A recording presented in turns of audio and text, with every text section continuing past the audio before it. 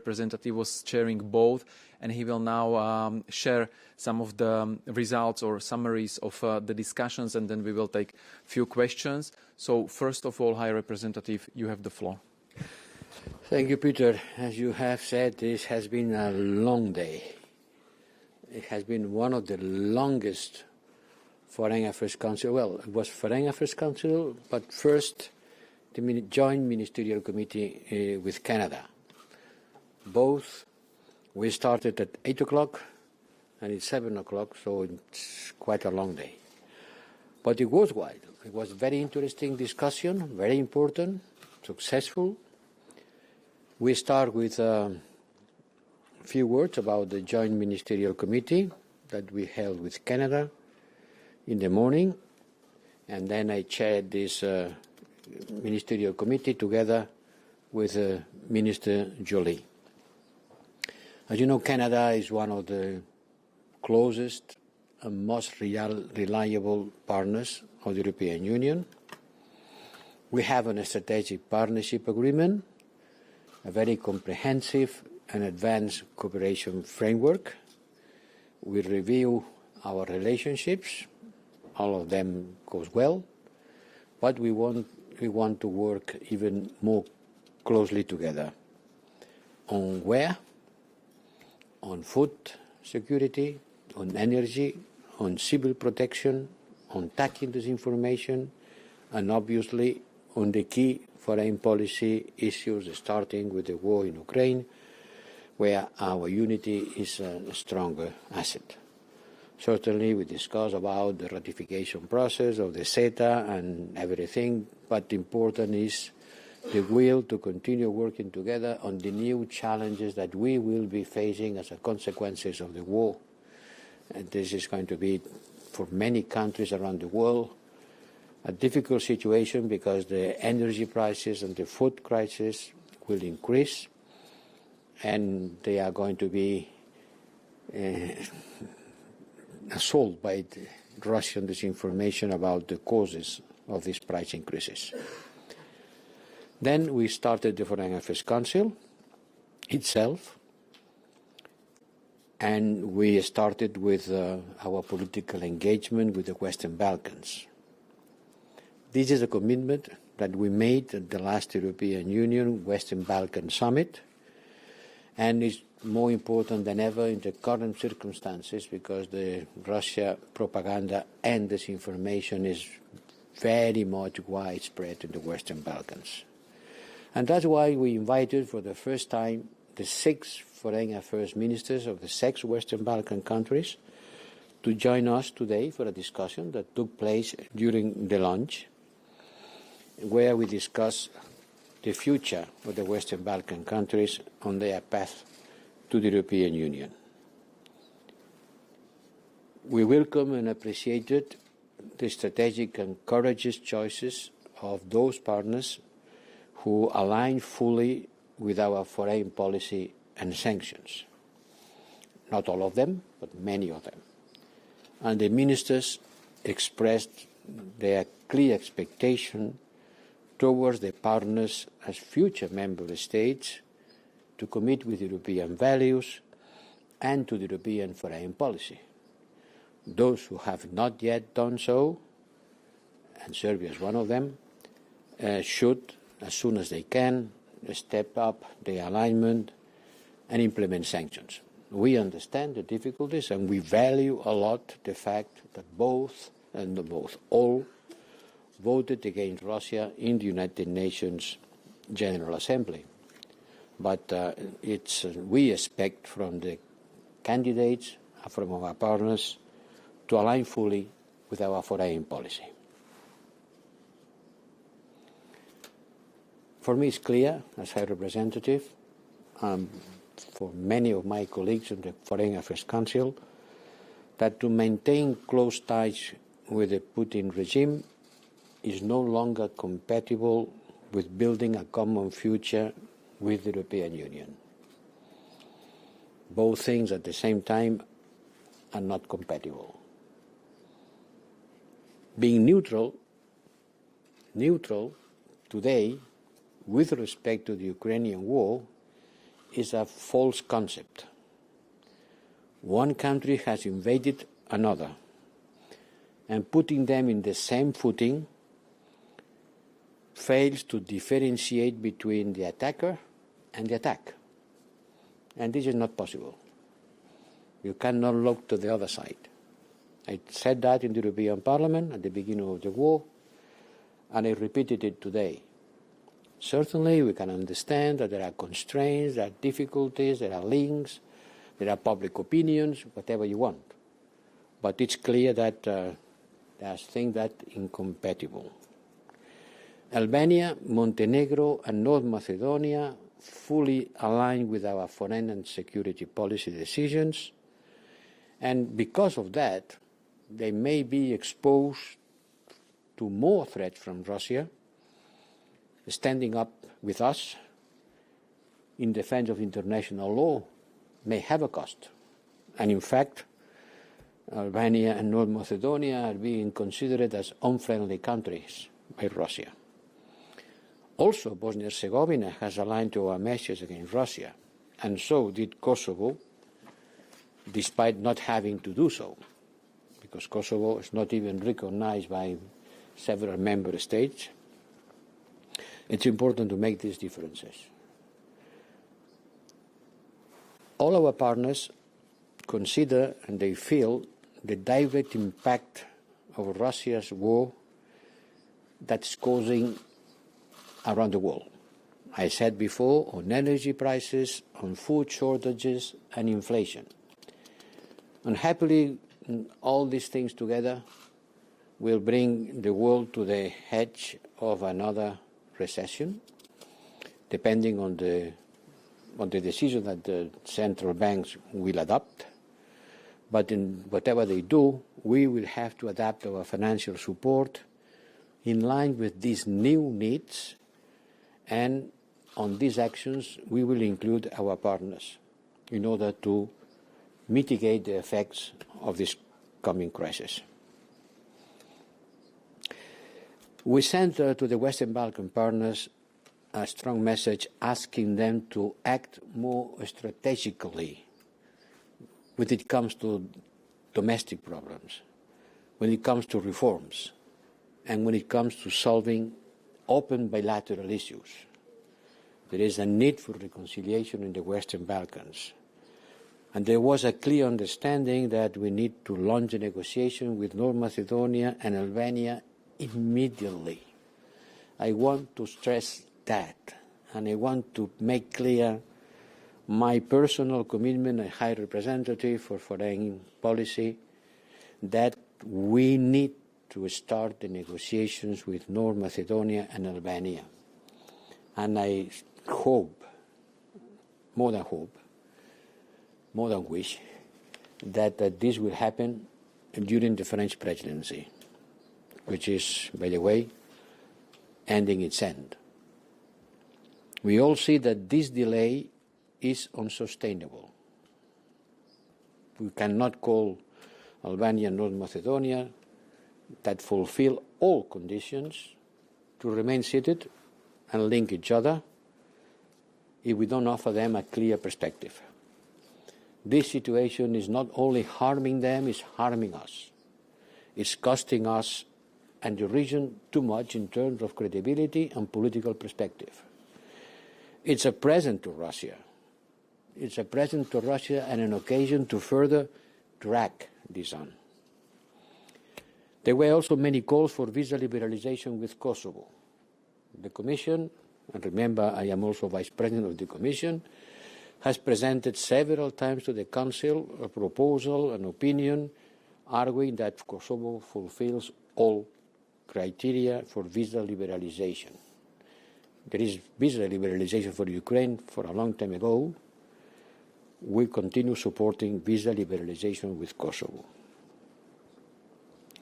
We discussed about the situation in Bosnia and Herzegovina, and the Council reiterated the commitment for a single, united and sovereign country.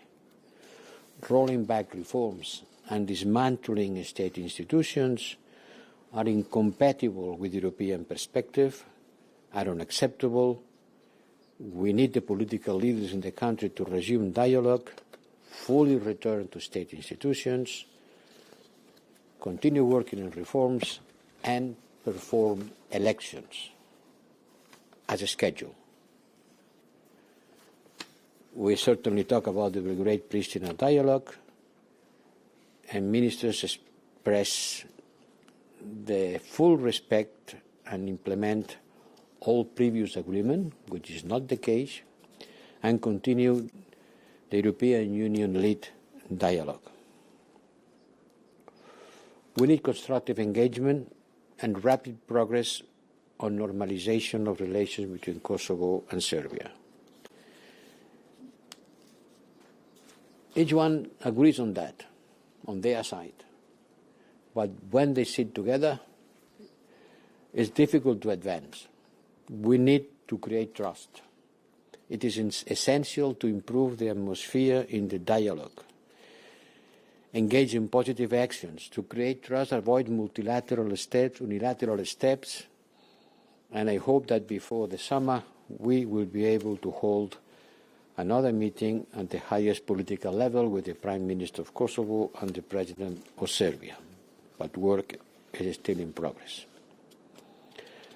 Then we went with the EU ministers to the issue of Ukraine. And we were joined by the Ukrainian Foreign Minister, Dmytro Kuleba, who debriefed us of the state of the play.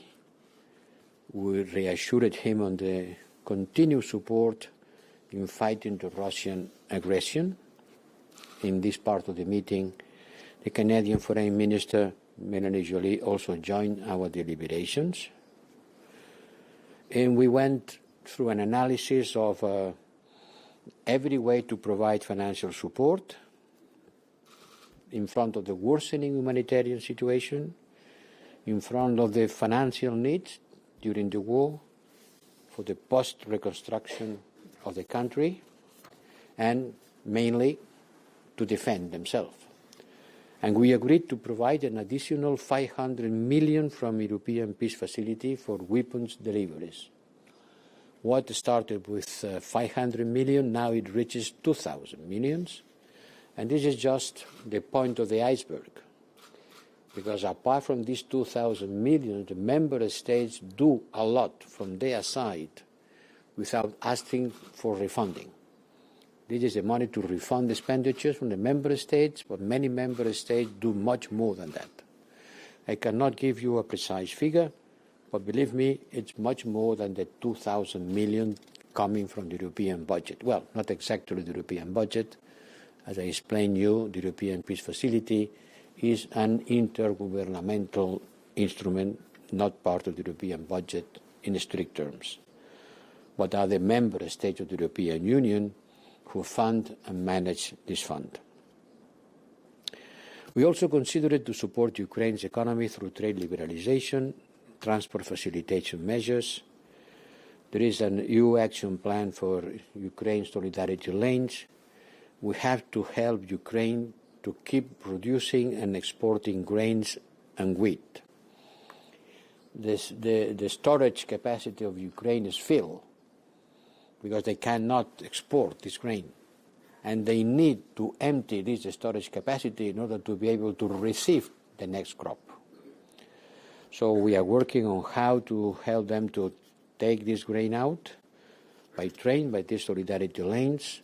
There are other ideas on the table about the possibility of deblocking Odessa, but by the time being, nothing concrete has come out from the Ukrainian and Russia, each one from their side. Remember that these waters are completely mined, so it's not just a matter of opening the port, because the ships cannot go unless a strong work on demining on this water can be performed. We will continue imposing sanctions on Russia to make the cost of invasion unbearable to the Kremlin. We continue discussing, and unhappily today it has not been possible to reach an agreement to finalize the 6th sanction package. The issue will go back to the COREPER, and ambassadors will continue discussing. We are with the same difficulties about unanimity on the oil ban. Then there is the narrative battle. Russia is trying to shift the blame for the growing worldwide impact, not only towards its victims, Ukraine, but also to the European Union and to the West. They claim that the crisis is consequences of the sanction, when the crisis, the price increases, is consequences of the war.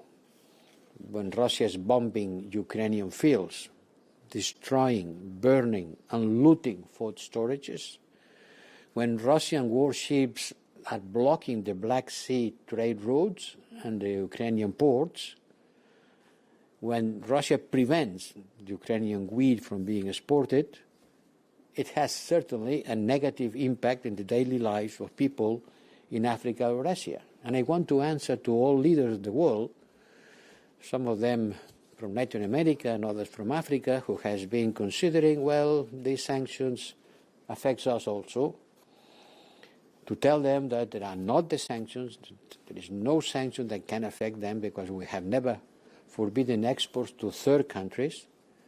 It's the war that Russia has launched against Ukraine who is affecting them and their people. But we have to take care of these effects. This weekend we were at the G7 ministerial meeting. We considered actions to be taken together with the World Food Organization,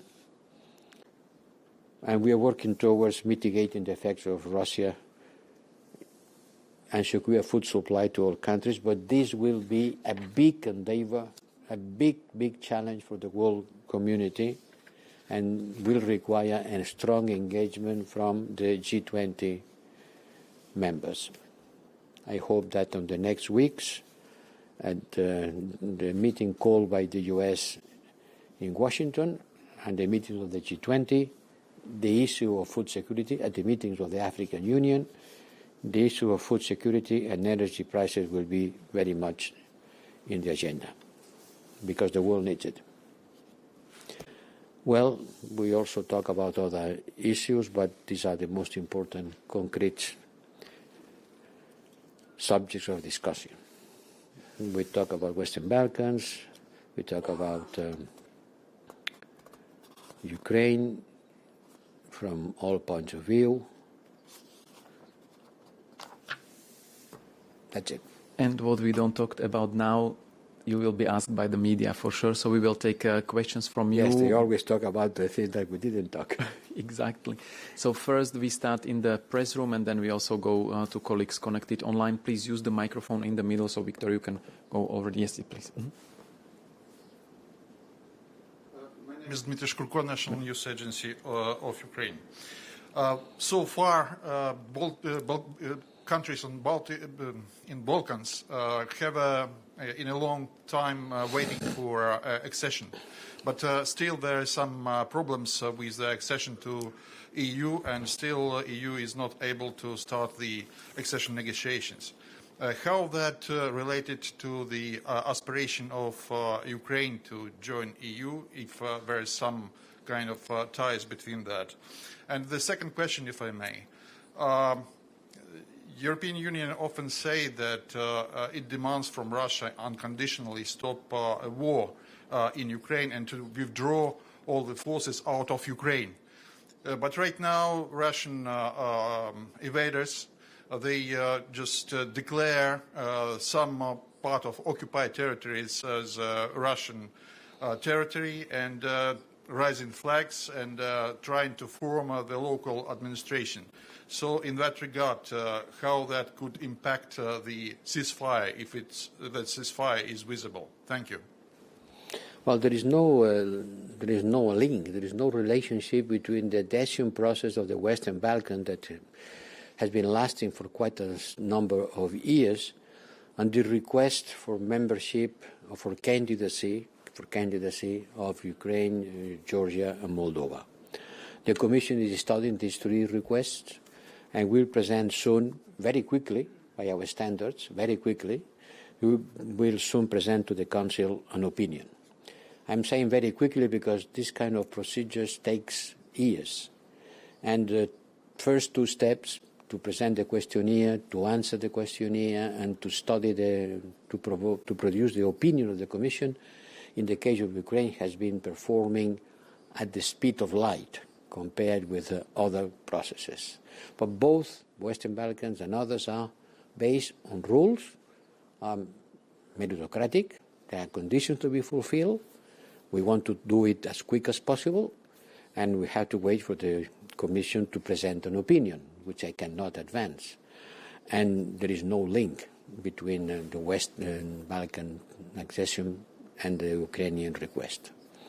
Second, we will not recognize a single square kilometers of Ukrainian land taken by the Russians, as we didn't recognize Crimea.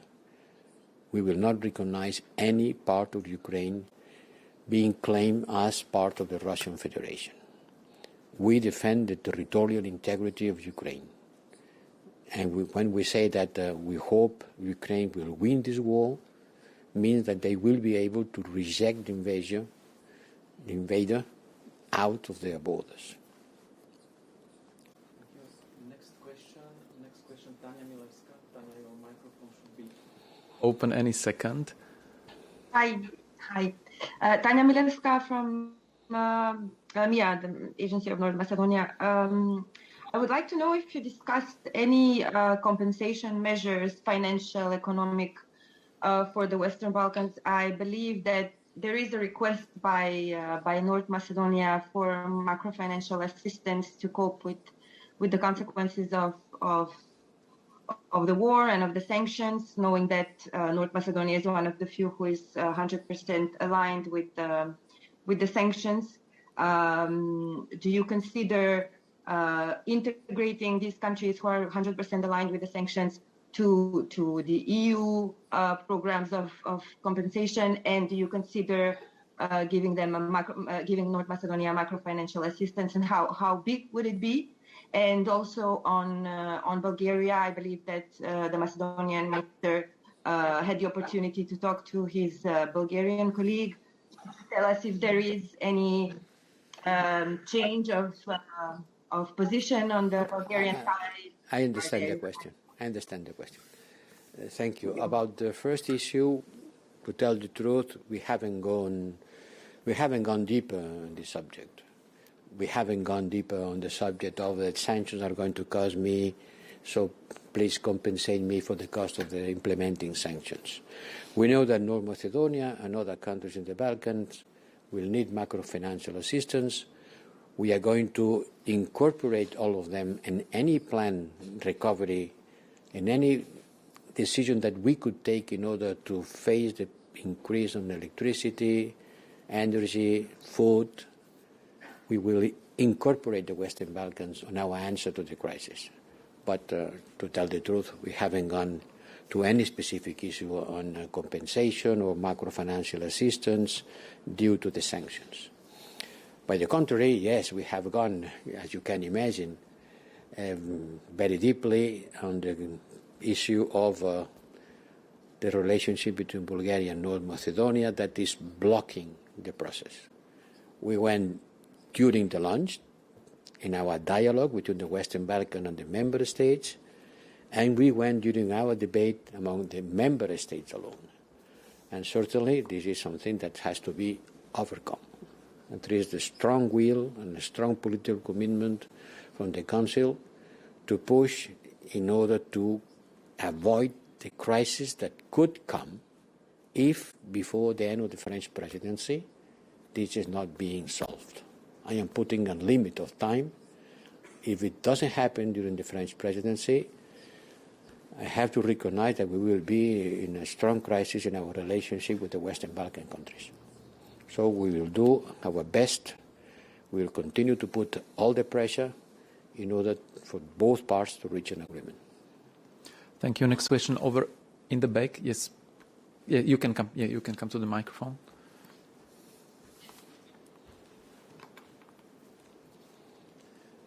Thank you. Hi, Rep. Jacopo Bregazzi from Politico.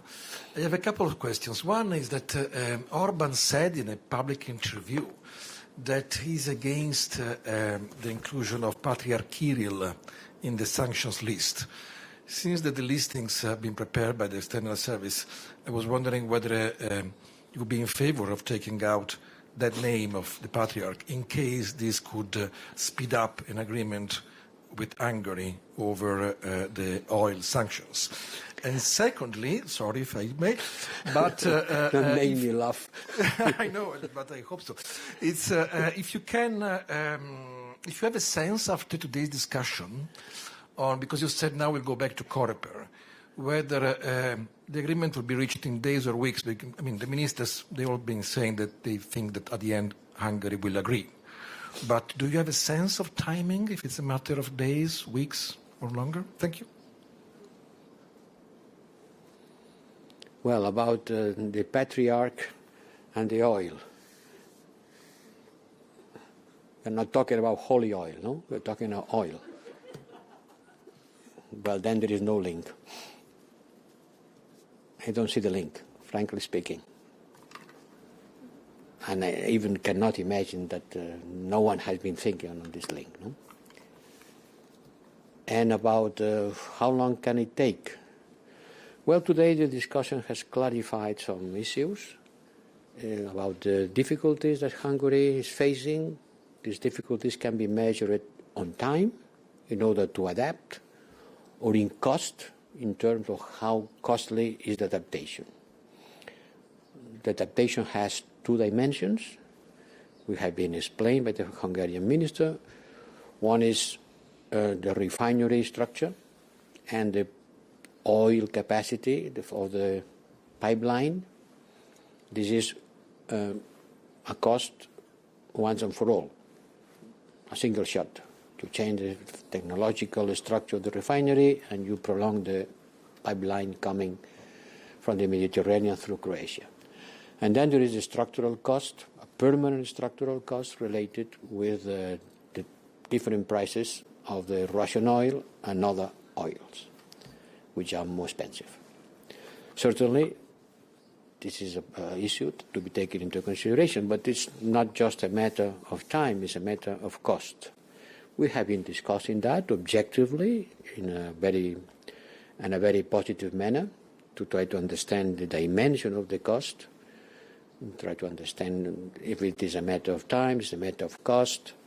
But at the end, we decided to send it back to the Coreper because it was technically too complicated and it was not possible to reach a political decision today.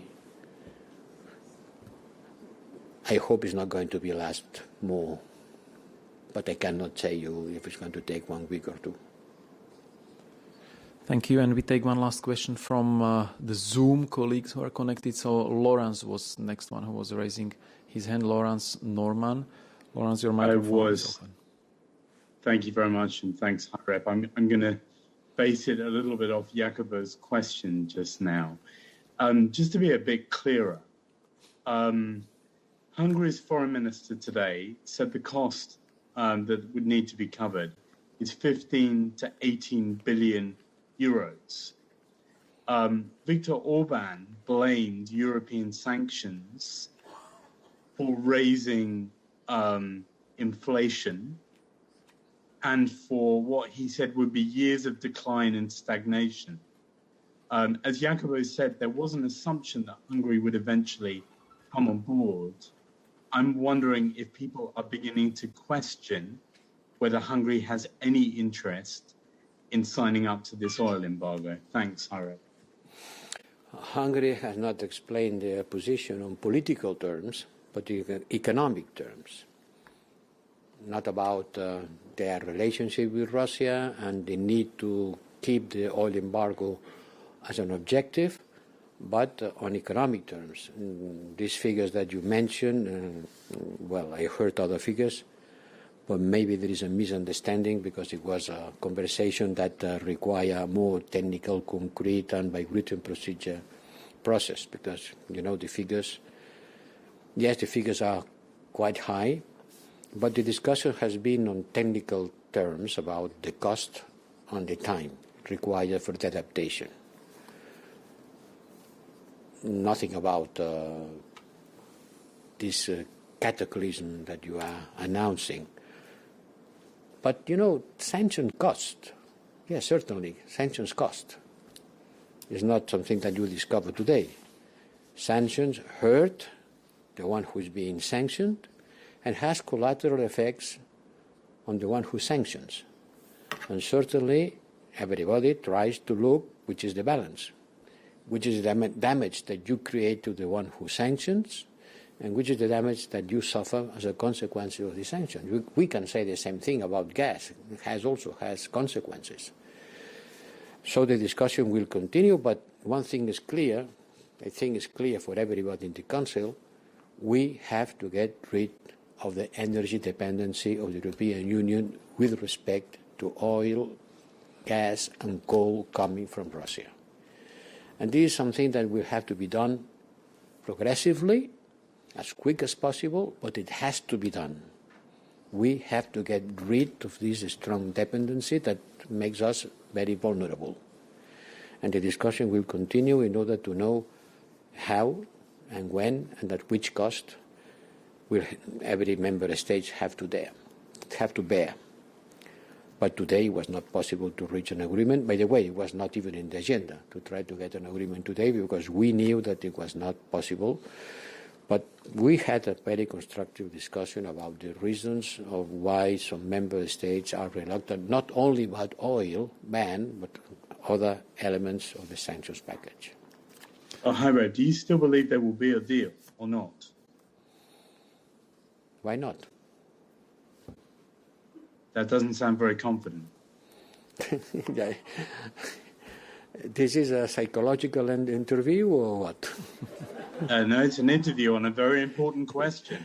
Yes, everyone, as Jacobo said, everyone was saying it would happen. It still hasn't happened, and today doesn't sound any better than the previous discussions. As I said, it was not even in the agenda today to get an agreement because everybody knew that the issue was not mature. But we have, and I wanted to have an exchange of views between all ministers engaged in order to better understand which are the constraints, which are the causes, which are the reluctances, which are the difficulties. And the difficulties that were expressed today were strictly technical and economical.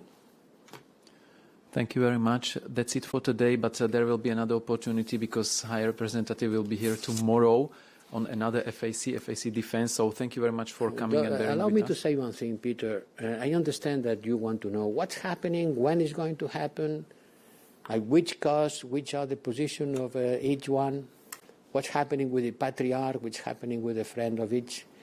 There are some deeper approach to what's happening. We are facing three tests. The European Union is facing three tests. We are facing the test of war, we are facing the test of resilience, and we are facing the test of legitimacy. The three of them are important because war was absent from our imagination, and now we are facing a war, and now we are sending arms to someone who is fighting, someone who is dying, someone who is suffering a barbarian attack and is fighting a lot with a lot of casualties, I suppose.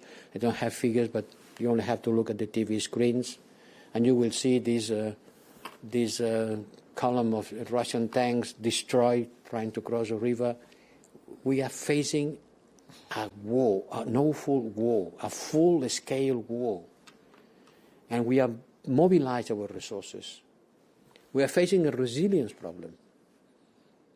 We have to face a lot of things. We have to face our energy dependency on Russia. We talk about 40% of our gas supply. We are talking about 25% of our oil supply. This is something structurally important. We have to change a lot of things to adapt to this new situation. And third thing, we are facing the test of legitimacy. It's our approach accepted by the world community. When we say that we are defending international law, the sovereignty of the nations, when we say that we are defending a country being invaded by an aggressor? Is the world community understanding this message?